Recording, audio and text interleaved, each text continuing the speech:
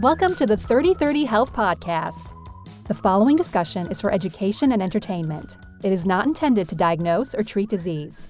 Please do not apply any of this information without first discussing it with your doctor. Here is your host, Guillermo Ruiz. Hello everyone, I am back from PaleoFX. This was such an amazing conference. I want to thank all of the people that came to my talks and all the people that support me. This has been such an amazing ride. If you couldn't make it to PaleoFX, head over to my website and download my free ebook, The Top Supplements for Your Natural Medicine Cabinet. Today's guest is my friend Tony Federico. He is a health and wellness expert based in Jacksonville, Florida. He currently is the VP of Marketing for Natural Force. Tony is a longtime contributor to Paleo Magazine, a paleo author, a podcast host, and an all-around awesome guy. Tony has been kind enough to provide my listeners with a discount code for the Natural Force line of products. You can head over to naturalforce.com and use the code 3030strong. Thanks for listening, and make sure you share this show with your friends and family. And visit my website, 3030strong.com, and claim your free ebook. Enjoy the show.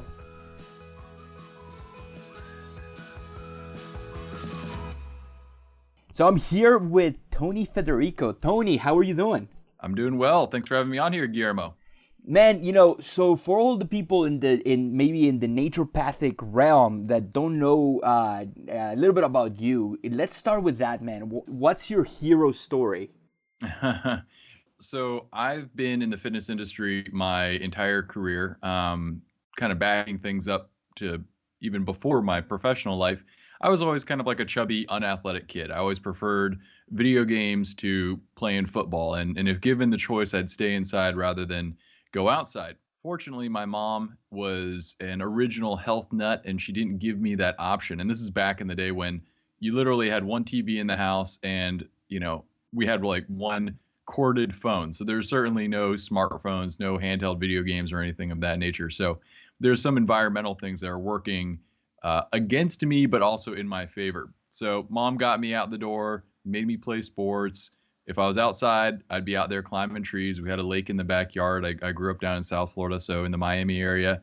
So despite my inclinations towards sloth, I had a pretty active childhood. Getting into the middle school years, though, start to become a little bit less active, participating in less sports, started getting a little heavier.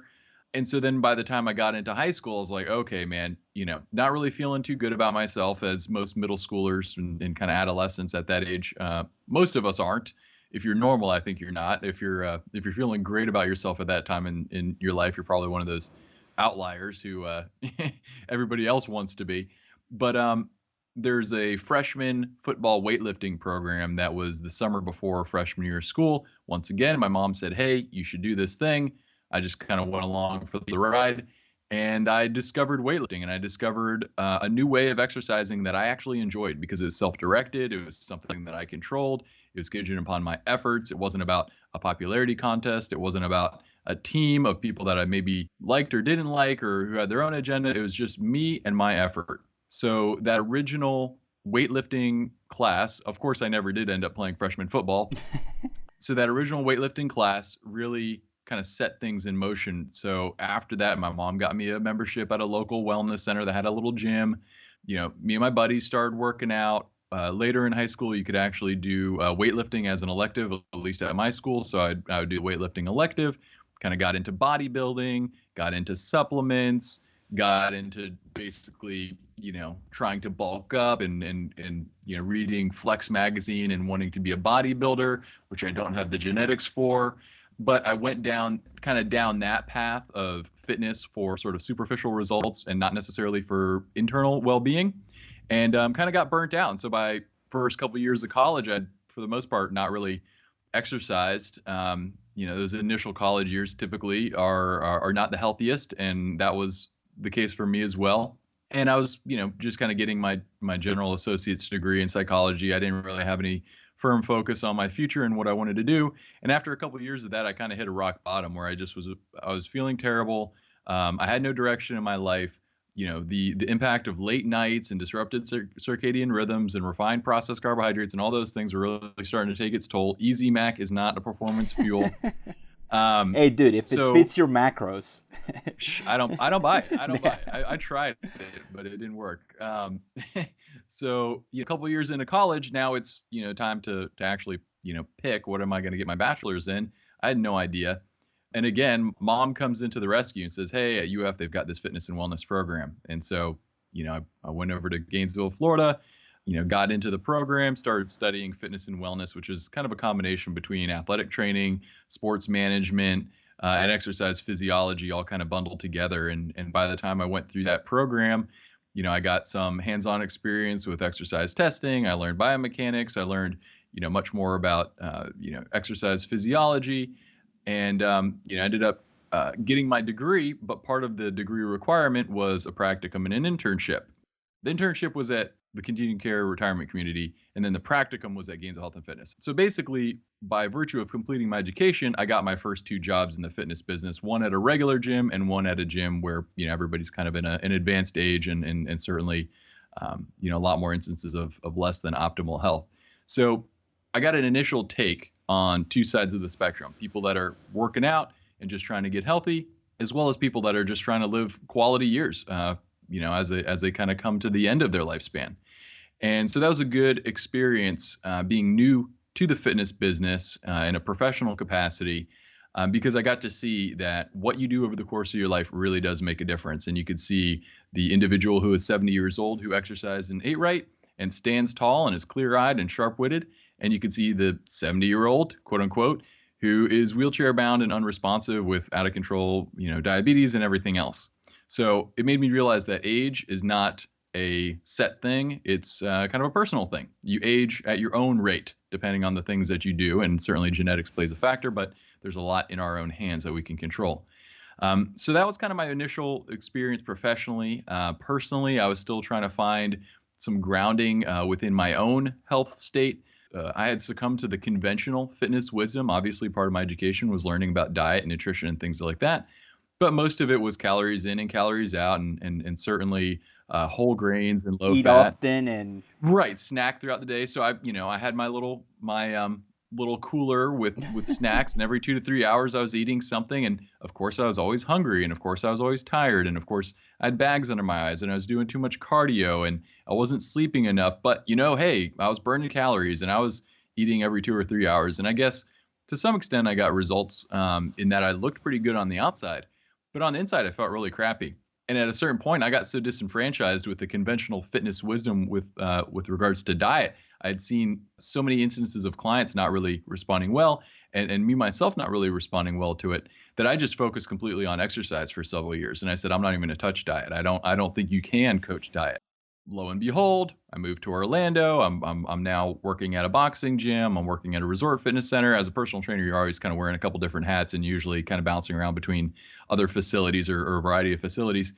And one of my boxing gym personal training clients said, hey, have you heard of this paleo thing? They apparently had heard of it from a neighbor who was an early CrossFit box owner. And so this is going back to like 2010, 2011, when all this stuff wasn't very popular. I had never heard of paleo up until that time. And for whatever reason, I think this was just, intuition, or I don't know what, something was happening. I said, why don't we give it a shot? Why don't we do a 30-day challenge? And that's something I never did. I wasn't the kind of personal trainer to kind of, just jump on a new trend, because, obviously you want to be a little bit more solid, a little more stable than that when you're helping other people. But something about just even the name paleo, I was like, well, sounds interesting. And so I picked up a copy of Lauren Cordain's The Paleo Diet. I started reading. About 6 pages in, I'm sold. And I realized that this is the thing that I had needed my entire professional career. I needed a way to hang all these different aspects of health and fitness and lifestyle onto a kind of a unified theory, if you will. While I don't agree 100% with the conclusions that Dr. Cordain came to with regards to what a person should actually eat, I think he's overly restrictive when it comes to salt intake. The accommodation for dietary fat was pretty low in the initial or the original paleo diet, as well as several other things. I do think that the spirit was right on, And so that initial 30-day paleo challenge turned into just my life. And this is going back, we're in 2017 now, so I've been following my own version of paleo for over 5 years at this point.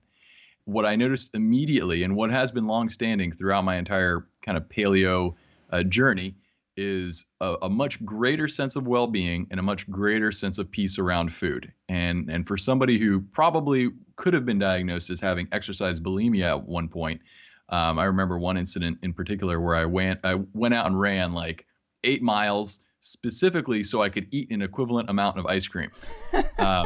Which in retrospect seems crazy, but that's an actual thing that I did. And that makes sense when you have that frame of mind, that conventional fitness frame of mind. You're like, cardio cures all. So, I got on the paleo bandwagon. I was still training, still working in gyms, but I started to do some writing for Paleo Magazine, ultimately started to host a podcast for them, which I hosted Paleo Magazine Radio for 4 years, just wrapped that up this past January with another career change and passed the mic to a new host.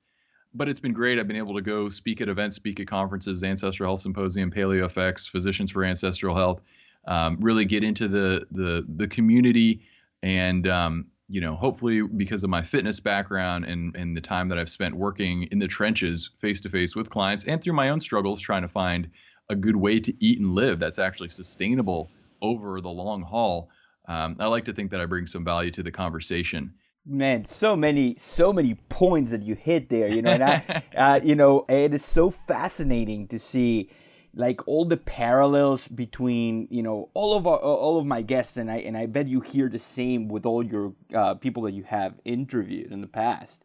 I'm going to go back and I'm going to hit a couple of points, and I want you to elaborate a little bit on it. Okay, first and foremost, in Florida and in Texas, football is a religion, and Friday night lights from high school, and then Saturday you have your college games, and then Sunday, the big guys are playing. And one thing that I did notice is that every single high school, I don't know how familiar you are with Florida. I'm right now in Clewiston, Florida, which is right at the edge of Lake Okeechobee, right in the middle of the state. In tiny high school, they have squat racks. And then they have Olympic lifting bumpers, because they know that if they want to be competitive in football, they're going to have some sort of weightlifting training program. Why do you think that it is so specialized? Like people know that you need to, get that posterior chain engaged, but you go outside, just outside of that little diameter of football. Why do you think that more people aren't doing this Olympic weightlifting or even just the squat, the strict press, and the bench? Yeah, so what I'm hearing is kind of speaking to maybe more of a functional exercise protocol versus like a isolation type bodybuilding protocol. Even for just general, every single athlete will benefit from having those hamstrings engaged. Well, I think the big thing is that what you find, and this is something that I can relate to just from working in commercial gyms as well, is that an exercise machine, something where you sit down, it basically fixes your body in a set position. You've got a set number for the seat. You've got a set trajectory as far as where the resistance will travel. Those are very accessible because it removes so many variables. And that's exactly why they're also problematic. So you can create a lot of stability by putting somebody down in a seated position. You can put pads behind their back. You can put pads behind their neck. You can basically allow them to focus on just push your arms forward, and maybe that's a chest press machine. To teach somebody a Olympic lifting movement requires the same dedication and I would say skill as teaching somebody to swing a golf club or to throw a football. It's really more of a skill than an exercise. And I think that that's an important delineation. You do get an adaptation from Olympic lifting, don't get me wrong. And certainly folks in the CrossFit world will show that very physically. Their phenotypes are very much tied to the demands of that activity. But the approach to something like an Olympic lift, where it's a total body integrated movement, It just takes so much skill, specialized coaching, that I think you're only going to get that in certain environments. And you see that in these, really kind of high level football communities, because they want the best, and they want the best athletes, and they are therefore scouting the best coaches. And those coaches, being the best coaches, are probably the most up to speed and kind of with it when it comes to exercise programming. So I think that's a little bit of a chicken and egg sort of situation. But, just kind of in the general fitness space, I've got a membership to an LA fitness gym here in town. Since I'm no longer working in a gym as of this past January, I'm actually working for a natural supplement company, which is kind of nice, kind of switching things up a little bit there. But most of the equipment is that isolation type equipment. And you see people on there, despite the fact that it's trying to control for so many variables, it's still crazy the type of form you'll see people using a machine for purposes it was never intended to be used. I'm sure you've seen the videos online. Those aren't isolated incidents. It happens all the time. But what it would require is everybody more or less having a personal trainer, everybody getting specialized coaching. And I don't think as a society we're there just yet. I mean, we're still having the conversation with people about why it's important to invest in food quality, why it's important to spend a little bit more on eggs, spend $1 a carton more on good quality eggs. And people say, well, I don't think I should spend $5 on a dozen eggs. I should spend $3. So we're still having that conversation. But then at the same time, people spend money on a lot of other things. And maybe some of that money could be better spent on food. I think that's probably the first, priority. And then secondly, some movement skill. Most of us aren't taught how to move properly when we're kids. PE programs are being cut. One of the things that I mentioned in my AHS talk last year was how different physical education in the 1950s even, let alone the turn of the century, is to what we have our kids doing today. I mean, they're doing full-blown gymnastics. I mean, they're doing acrobatics. There's almost like, Cirque du Soleil level training going on for kids in schools across the country. And that was just kind of normal.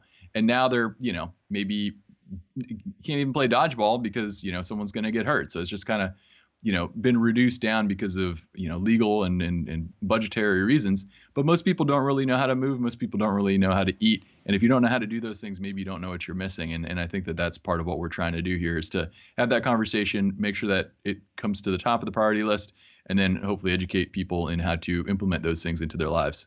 But there's always a silver lining, because how many kids like you wanted to become wanted to play in the Friday Night Lights, so they had to do some sort of weightlifting program in high school.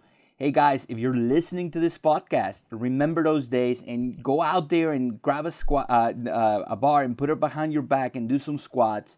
Get some help from a personal training, and you start those movements, those complex movements that give you a bunch of neuronal input that will get you to a level of health faster than doing a simple curl or doing, those abductor machines that I never understood. Right. Hey, there's always somebody using one. There's always someone using one. At my school, that we have a pretty cool little gym, and we have a set of dumbbells, and then we have our squat rack, free weight, not a Smith machine, a squat rack. And then we have this machine that is like a side stepper. That is like the most confusing thing ever, because all I see on that machine is blown knee ligaments. It's like the weirdest thing. It's like a sideways elliptical. And I don't understand why we have that. I think that's the biggest liability in the whole campus. Somebody bought it, and they never knew what to do with it. So there it is. Yeah, I think a lot of fitness equipment is bought on a whim, as you can see if you watch some of these late night infomercials. Yeah. Now let's talk a little bit about if it fits your macros. And you see it on every single community. And to a certain point, there's like this honeymoon period with paleo, where maybe you got into paleo through a Whole30 or Cordain's book, or now Wired to Eat, or The Hungry Brain by Stephen Guyenet. And then you have like this renaissance of nutritional information, and you're so excited about it. And then you start looking at blog posts, and you start telling your friends, and everyone knows that you're paleo. And then at a certain point, you start experimenting with paleo cookies or paleo pizza, and then the wheels fall off. And it's the same thing with any single one of these health silos. If it fits your macros, ketogenic style, you will not touch a piece of fruit, but you will eat, deep fried chicken because it fits your macros. Or, with the high carb, low fat, you will eat Oreos, or, well, maybe not Oreos because those are high in fat, but you will eat popcorn all day long, but you will not touch a steak. What is the problem with this if it fits your macros approach to diet? It's not completely untrue. And I think that that's one of the things that so often is missed in these conversations, whether we're talking about macros or a specific exercise program or anything really when it comes to personal health. There's usually some truth to everything, as well as some untruth or, perhaps situation-specific applicability.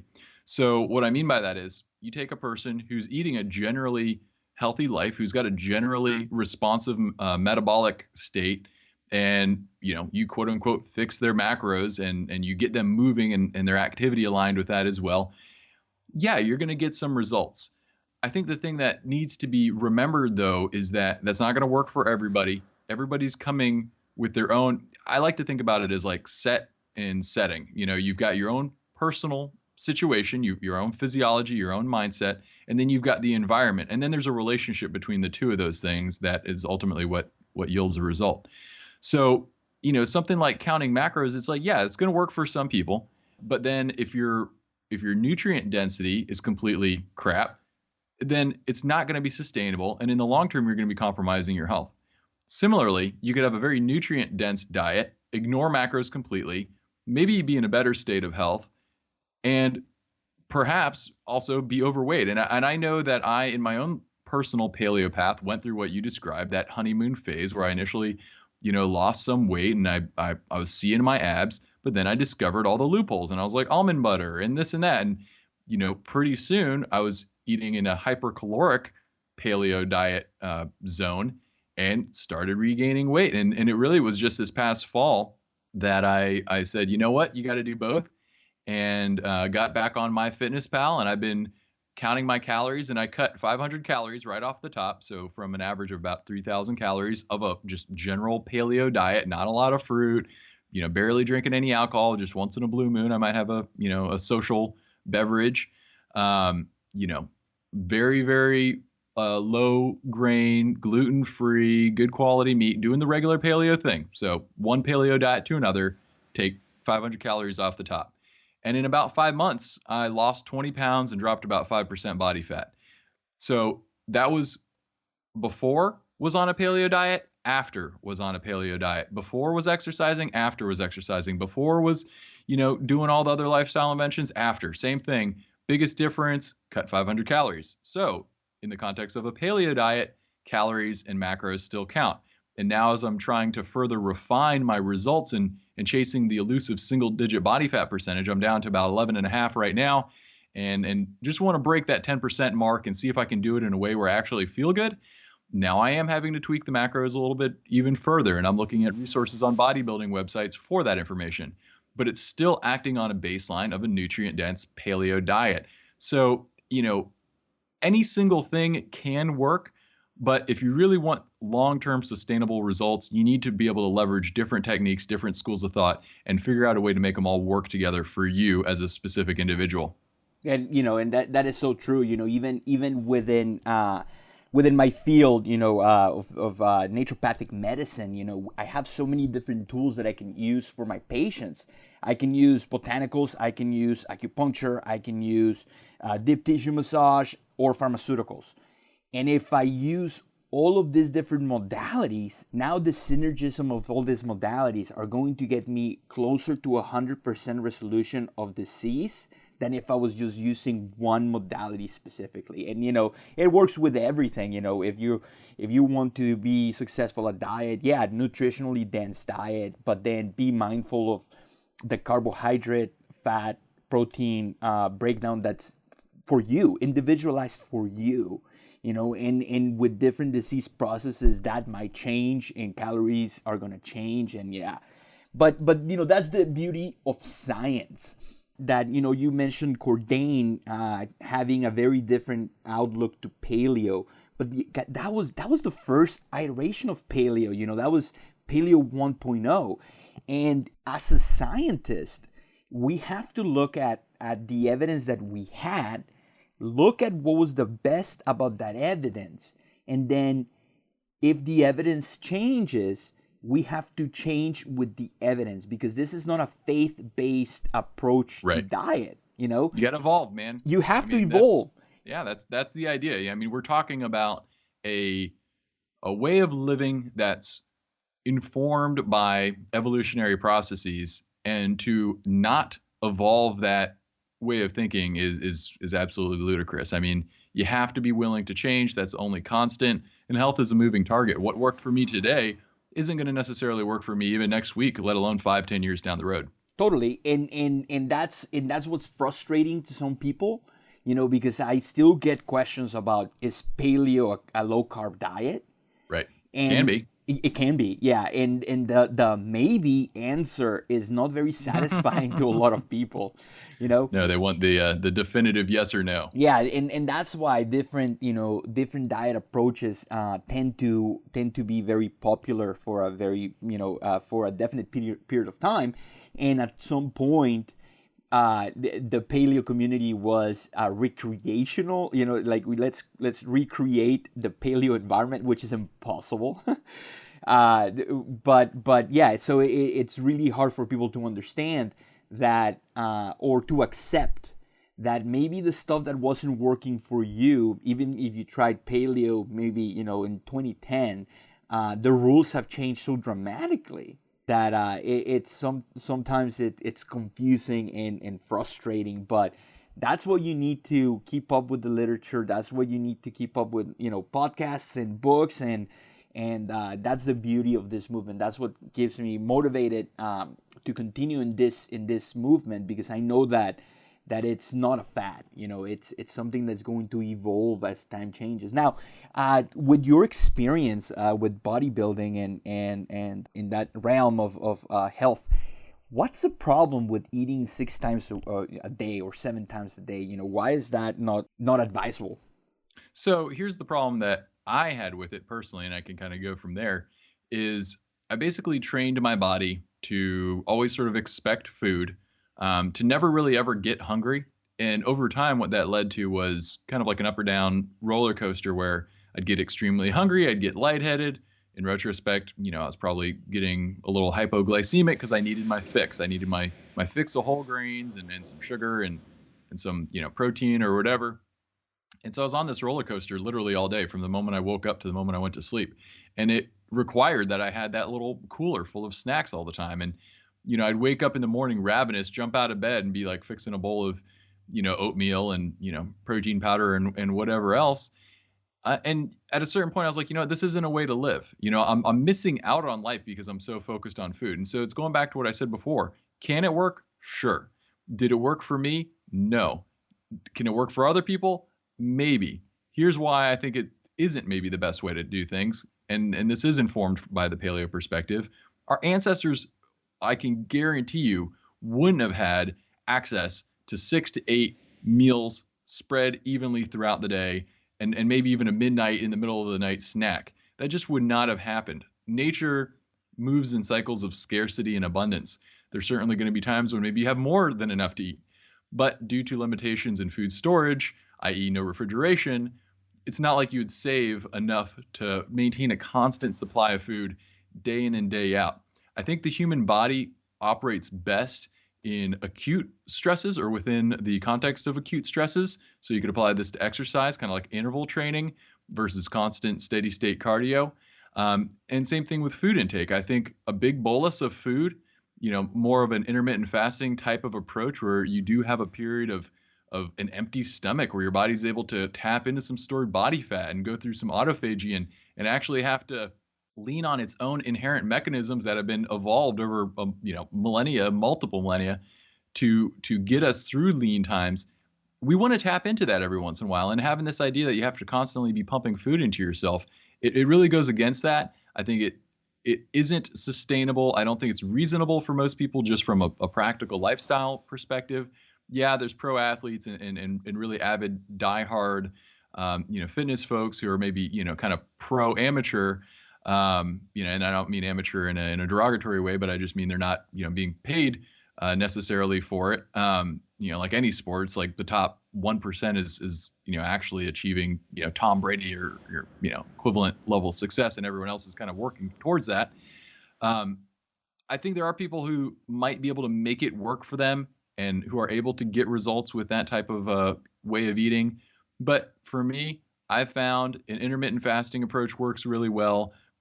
I'll maybe eat from noon to 8 o'clock at night, and then from 8 o'clock till noon the next day, I'm maybe just having some drinks, some kombucha or something along those lines, maybe a little matcha green tea.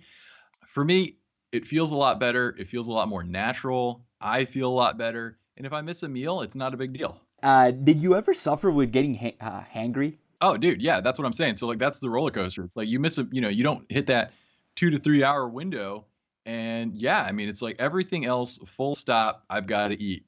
And I think that we need to give our bodies more credit than we do. You don't need to coddle your body. It doesn't have to be kept at a constant 72 degrees Fahrenheit and constantly being, injected with food or, having food input into it and constantly be comfortable in reclining chairs and low back support. I think we need to find and be willing to explore what's that right level of stress, that hormetic stress, whether it be food, whether it be exercise, whether it be environment, whether it be posture. There's a right level of stress that keeps your body together and it keeps it functioning properly. We know when we send astronauts into space that their bodies start to fall apart. They lose the stress of gravity and their bones and their muscles start wasting away. The same thing happens when you live a sedentary life. The problem is all the sedentary folks look at the professional athletes and they say, I could never do that. I could never work out every day. The problem is you don't have to, and it's not necessary to. You just need to find the right balance, the right level of daily stress that actually functions as a medicine in your life. And I think, what you're asking me about food and kind of what the problem is with these mini meals is that you're never really experiencing the stress of hunger that we're designed to experience, and that our optimal health is expressed when we experience that. Yeah, and even intellectual stress, it's something that's challenging for you, and my gateway drug to paleo was Gary Taubes' Good Calorie, Bad Calorie, and I've tried to give that book to a couple of people, and I decided that it's sometimes people are not inclined to read 10,000 or 20,000. I don't remember how many citations. Hey, it's a great book. That's one of those books that if I open my copy up today, it's got all sorts of pages thumbed down and notes scribbled in the sides. I mean, it's definitely worth reading if you're willing to wade into those waters. So, blood glucose regulation. So paleo is really good for, your blood glucose regulation. Question for you, Tony. Do you have a sweet tooth? Well, okay, I used to. Before paleo, I had a major sweet tooth where it was really out of control. And that's kind of what I hinted at before with the, kind of the exercise bulimia comment. I would get into situations where I would start eating sweets and I would continue until I was literally physically sick. And that I would say was a disordered eating pattern that was brought on, that was kind of triggered or precipitated by these high glycemic, refined carbohydrate, high sugar foods that as soon as they kind of hit my system, a system that was already kind of primed to respond to those in a kind of a less than optimum way by all the mini meals and all the cardio and kind of the chronic stress and all that stuff and the poor quality sleep, it just set me off on an eating rampage. And so by switching over to whole foods, getting out of the artificial sweetener zone, having some periods where I'm actually just hungry, increasing my fat intake, obviously, fats that are quality fat derived from good quality animal products, as well as things like coconut MCT oil, et cetera. Decreasing the frequency of my eating whole foods. Doing that for the past 5 years, my sweet tooth has really almost completely faded away into just a normal appreciation for things that taste really good. And I find that very sweet things are almost sickeningly sweet because I think my taste buds have finally reconfigured to an appropriate level of perception, just like a rock concert where, on the drive home, everybody's yelling at each other because your ears are blown out. If you're eating foods that are the equivalent of a rock concert level of flavor and stimulus, you're not going to be able to taste the subtle sweetness in a organic, apple, or, just pick up a lot of satisfaction from just wholesome foods. You're going to be dulled to that. You're not going to really be able to perceive that. So there is an adaptation period, and it really just gets better with time. I mean, the farther along I get, the more that I find delight and enjoyment in whole, real foods. And even in terms of my restaurant experiences, I put together a newsletter for my new company, Natural Force, just yesterday, and was kind of mentioning some restaurant hacks. And one of the things I said is, give whole foods a try, give whole foods a chance. More and more restaurants are going farm to table. More and more restaurants are going quality over quantity. And yeah, you might have to slow down. You might need to take a breath. You might not be stuffed, but if you give them a chance, if you allow yourself to fully experience them, whole foods are going to treat you right, and they're actually going to be much more enjoyable in the long term. Yeah, and that's so important, just to pace yourself. I grew up with 5 siblings. So I can feeding frenzy. Yeah, I can eat a rack of ribs in 2 minutes flat. Because if I didn't eat fast, then I wouldn't eat. So that's that's some adaptations right there, and it's so hard for me to pace myself, when I'm eating. So yeah, taking slowing down your eating, it's so important. But yeah, so that's one of the questions that I get the most. It's like, it's almost like I'm cheating because I don't have a sweet tooth. I've never had a sweet tooth. So this paleo thing is so easy for me. But that's one of the questions that people ask me, how do I get rid of my want for cupcakes? Because it's just so difficult to have been conditioned for your whole childhood and adulthood into shunning away from fatty cuts of meat, trimming your steak, throwing away the gristle, and gorging on cookies and Little Debbie's. Yep. Somehow that's better. And like one of the strategies that my girlfriend, who had a monster sweet tooth, one of the things that she did is, like, whenever she would start getting that craving for sweets, she would go to the kitchen and grab a tablespoon of coconut oil and just eat that coconut oil. And what I'm thinking that was happening is that those fractions of MCT within that coconut oil were allowing her to get some sugar-like energy, into the cell. Plus, she was getting calories without flavor. Yep. So then, kind of a low reward calorie. Yeah. So then her body was like trying to, confused. Why are we getting calories and I didn't get any sweetness? So eventually, that has allowed her to break that sweet tooth over a long period of time. Which is it was monster, man. It was one of the hardest things. Oh yeah, I can relate, man. So, okay, now. Why is it not a good strategy, okay, for a person to say things like, "Oh, I run so I can have a beer"? You're getting two things mixed up that should be their own thing. So, for example, if I go out on a run now, and I'm not saying I did this before. In fact, I did it the wrong way before, and now I feel like I'm doing it in a better way. If you go out on a run, your goal should be to have the best run you possibly can. And what I mean by that is it's at an appropriate duration for your overall readiness, your body for that day. Your gait should be a primary focus, how well you're running, how your biomechanics are. You should feel what's going on, and you should be present in that experience. And I can tell you that, you mentioned your gateway drug to paleo was good calories, bad calories. In many ways, my gateway drug to paleo was barefoot running. And what barefoot running did, and when I say barefoot, I mean Vibram 5 fingers initially, and then eventually transitioning to actually barefoot over a long extended period of time. It put me into better communication with my body, allowed me to realize that my body wasn't at fault or deficient, that my bad knee that I had developed from running in conventional running shoes for many years, just as people develop problems with conventional diets for many years. It wasn't an inherent defect in my physiology, just as people aren't defective because they don't respond well to refined carbohydrate-based diets. I think their bodies are doing exactly the logical thing when given that environment. So for me, moving to Vibram Five Fingers, initial benefit, less knee pain. Secondarily, I've improved my gait consistently over the years so that now I can actually run literally with no shoes on, which is something I used to think was impossible. And I used to believe that your feet would just wear out or that you couldn't do it. You needed that cushion, you needed that support. And what I've now learned is that you don't need it.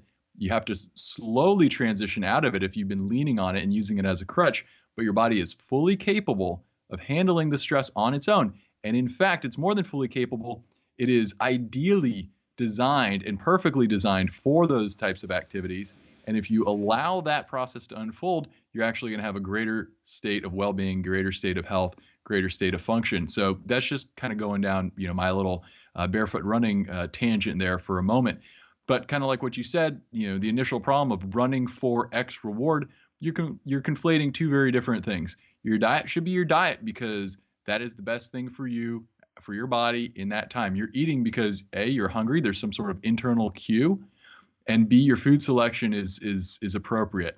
That's why you should eat. You should run because A, you're ready and able to, and B, you want to get into a deeper communication with your body through the form of running.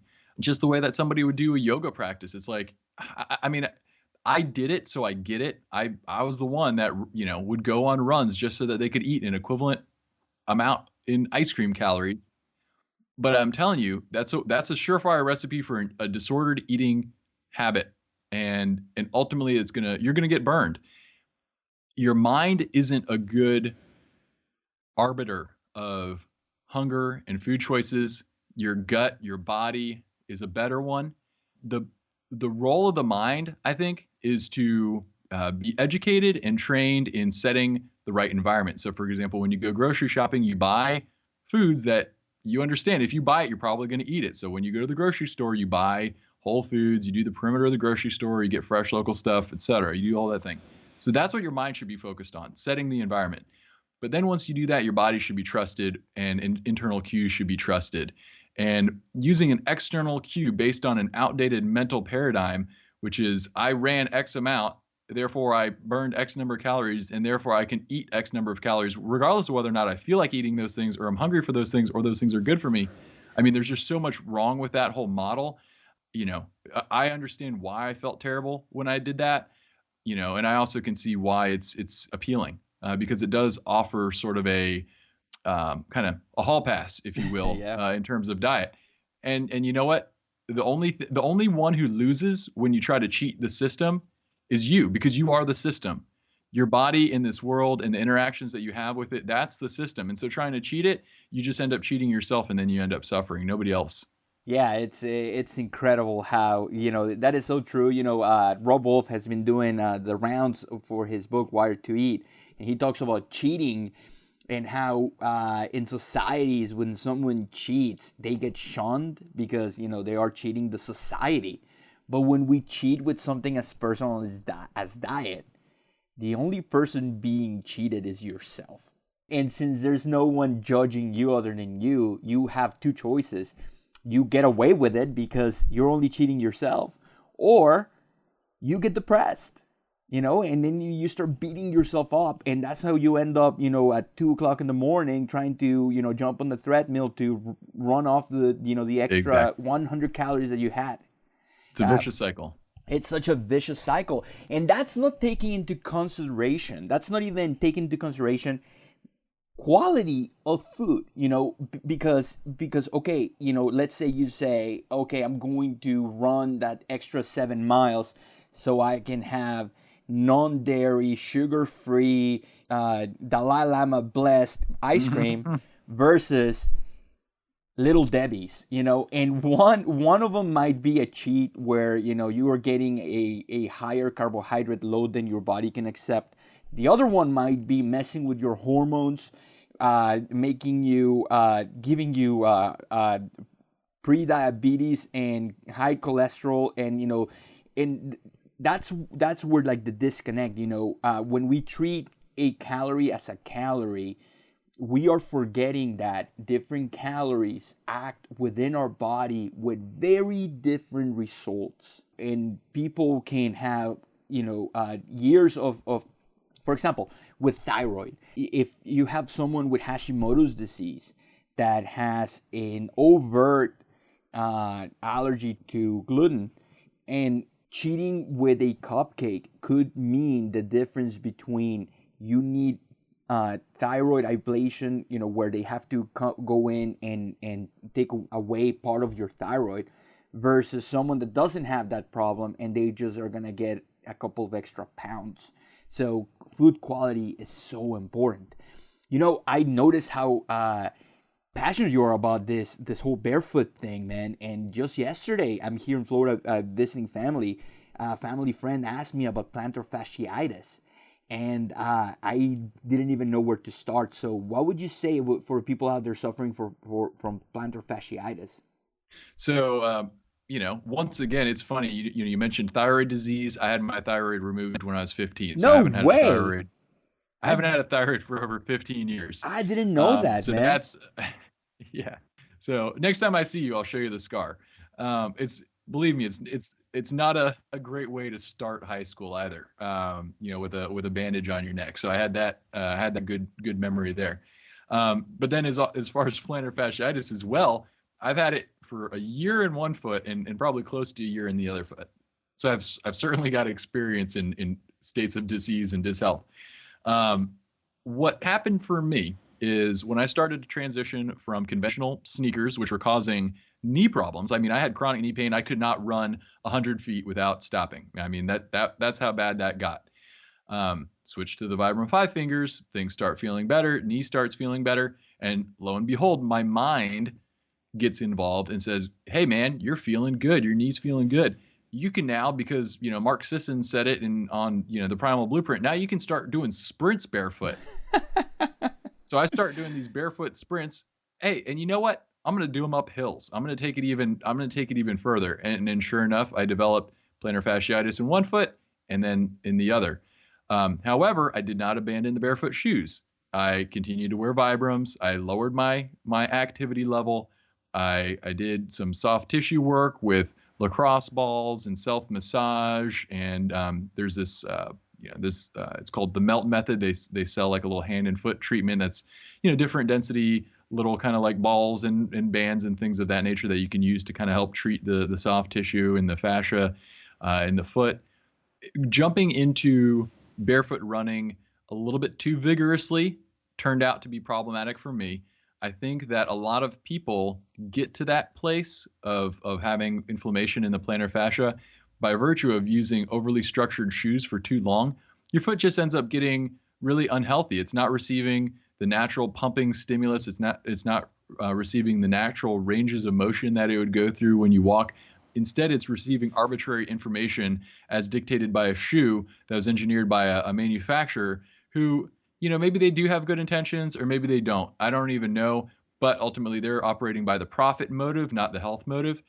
And for your unique foot that's been evolved and designed to be interacting with natural surfaces, whether that be rocks or grass or sand or what have you, going through all these dynamic ranges of motions and all this variety and all this stimulus, to take that piece of machinery and to put it in a cast, i.e. a shoe, immobilize it, well, yeah, of course, give that a few decades or a lifetime in some cases, and you're going to have issues. And that's what we see. Bunions, we've got plantar fascia, we've got hammer toes. I mean, people's feet, one of the things that I noticed working as a personal trainer, most people have absolutely jacked up feet.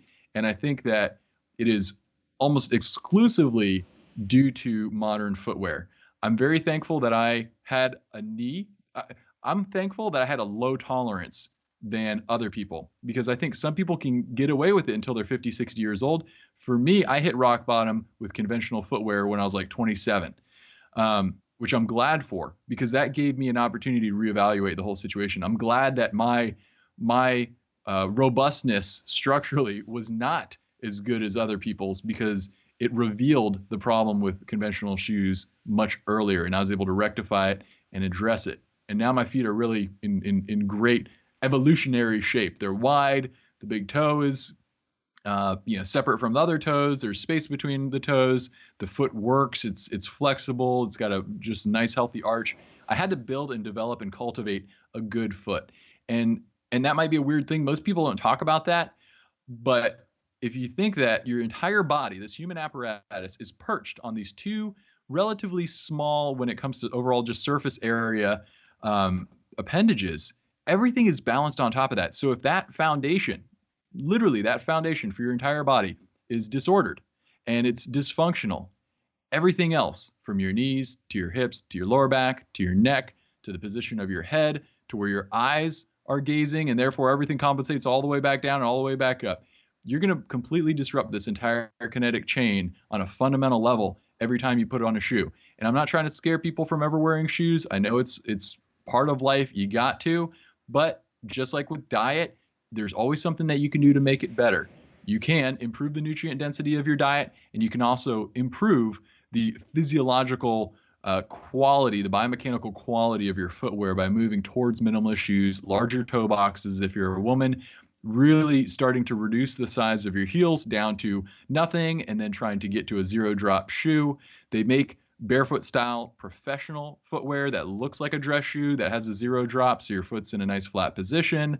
And then in your own time, when you're not in a social situation that dictates it, go barefoot, walk in grass, walk in sand, walk around. Over time, you then can start to explore more intense movements, maybe a little jogging, maybe a little short run. It's going to take years. Literally, it took me 5 years to get my feet to the point where they could handle full barefoot, no shoe, nothing, no environment, nothing whatsoever, running on a hard surface. But I can tell you that this is the best my mechanics have ever been. It's the best my body's ever been. And I'm 34 years old. So I think I'm in a better place health-wise at 34 than I was at 24. And it's all about pulling back these layers, getting into better communication, getting better quality information from the environment, whether it's healthy food, proper circadian rhythms, proper footwear or lack of footwear, all of that stuff. I mean, if someone's listening to this, wherever you are today, there's something that you can do to start moving the needle and start making progress. And I guarantee you, whatever your current health state is, whatever your level of well-being is, you don't even know what you could possibly experience. That was one of the most startling things when I first went paleo. I was like, wow, I feel great. That's that honeymoon phase. But as I've gone along, I've had multiple honeymoon phases because you just keep achieving greater and greater levels of health actualization. And there's levels that I'm not even aware of that I haven't achieved yet that I'm excited and looking forward to exploring at some point in the future. I want to say two things, about that. First, that the conventional treatment for plantar fasciitis right now is adding more cushion to your feet. It's symptom treatment. It's no different than medical symptom treatment that we see with drugs and anti-inflammatories rather than diet and lifestyle change. Or stay off your feet, which is completely impossible. And then the proprioception that you're going to acquire by walking barefoot, that information that is lacking between our feet and our brain, that could become crucial, life or death. I'm not even exaggerating, because once you break a hip after a certain age, your chances of passing away from that injury skyrocket. And that becomes crucial as you're aging, because you don't have that fast connection between your feet and your brain. So being able to distinguish different surfaces, being able to compensate when you're about to fall and planting your foot is going to be crucial as you age. And then, to tag along on your excitement of having these different honeymoon phases. One of the things that I did after I fixed my health with the paleo diet, I started to apply these concepts to different aspects of my life. And, by doing a very systematic, approach, I fixed my credit, man. By applying this very simple but difficult to achieve systems. Let's start by, buying my food in bigger quantities to save money. Let's move this money into this pool and let's try to pay this off. And then, by doing that, over the past 4 years, now I have like decent credit. This is something financial, but you can apply these concepts to your health. If you want to learn how to play an instrument, you can probably apply these concepts to form a program that will help you achieve that goal outside of your health. And that is the power of this type of community that is so engaging, and you have people that are interested in all these different silos, and bringing them all together is just so powerful. So speaking of bringing people together, man, you're going to be at PaleoFX. Yes, absolutely. I have been to every single PaleoFX. I am proud of that track record, going back to the very first one. I think it was in 2012, 2011, 2012. It was in a different location. It was actually the physical culture kind of, I forget the exact name. It was dedicated to physical culture. So they had all these big old school strongman like barbells and dumbbells. I think the Stark Center, the original event, it was a couple of picnic tables, a handful of speakers. It was at a different location. It was crazy. It was super fun. It's my first time meeting Daryl Edwards, first time doing MoveNet. It really just was an amazing experience. And every time I've been back to PaleoFX since, it's just gotten bigger and better and more fun. You get to know people. You get to see the people behind these companies and behind these brands. You get to talk to them. I'm going to be there with my new company, Natural Force, holding down our booth. Probably going to be helping out with some moderating, panel discussions as well. That's something that I always enjoy doing there. And, it's just such a great time. I love Austin. It's an awesome city, a great food scene. It makes being paleo very easy when you can go to a place like Picnic and get a butter coffee with MCT oil and collagen. And they don't look at you weird. Actually, we'll recommend it. yeah, especially because that's an item on the menu. That's the thing about Austin. Yeah. Everything is weird.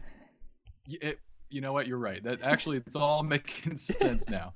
But yeah, so I'm going to be at PaleoFX this year. Hope to make it out to AHS this year again as well. Looking forward to that event out in Seattle.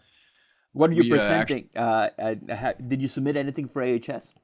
I did. I don't want to jinx myself. I've had a good run of submitted and accepted proposals, so I hope to keep that awesome. That alive.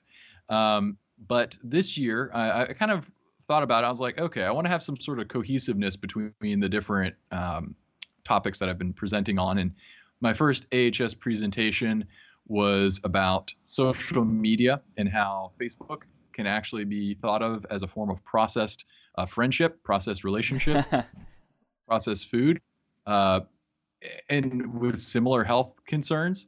So that was about kind of interpersonal connection.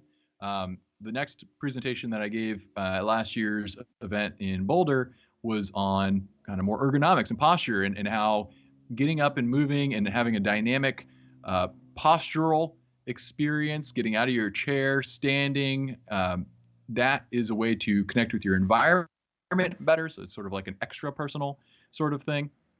And then this year, what I pitched is I want to talk about our lack of tactile sensation, or our lack of evolutionarily appropriate tactile sensation, and how that is an evolutionary mismatch. So for example, shoes disconnect us from the ground.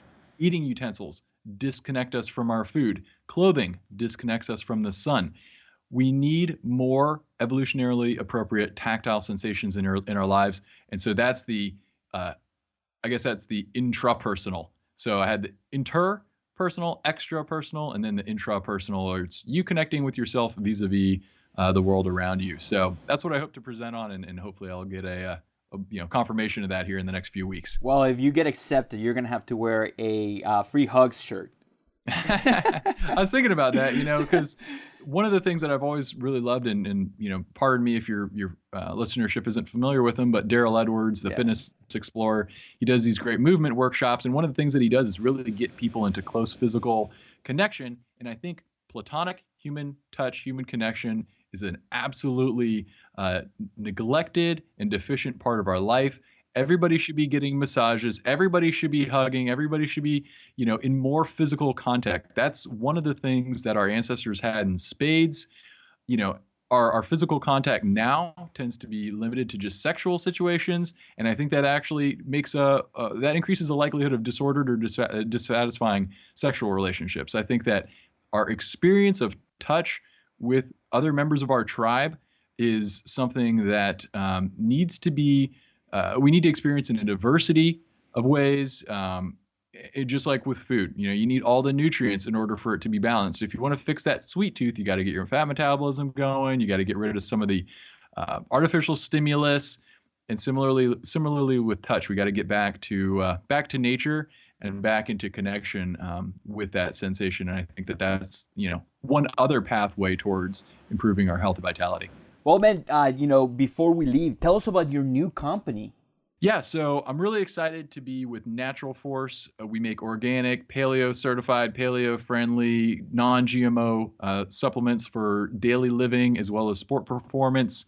The first product that the owners, Joe and Justin, came out with was raw tea. It's sort of a, if you're familiar with C4 or some of these pre-workouts, basically it's a raw natural version of that made with only herbs and superfoods.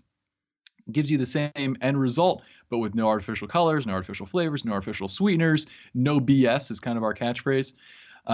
So in addition to these, raw tea and some of the other sport supplements, we also have, I believe currently it's the only certified paleo-friendly whey protein. It's because it's organic whey from year-round grass-fed California cows.